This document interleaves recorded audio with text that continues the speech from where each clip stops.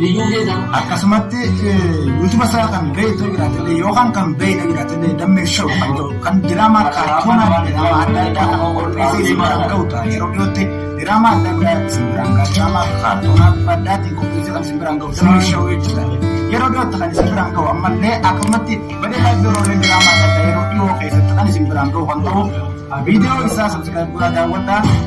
Share godhaa akka jajjabeessitan asumaan dammee show akka subscribe godhanii isin gaafadhaa itti dhiifaman yuutuuba saayiba fi yookaan dammee show kan subscribe godhanii isin gaafateetan jira jechuudha. Asumaan bareedaa biroo Abrahaam show subscribe godhuu isin dagatinaa qophii adda addaatiin kan ture gurgulee dhufu ta'a jechuudha.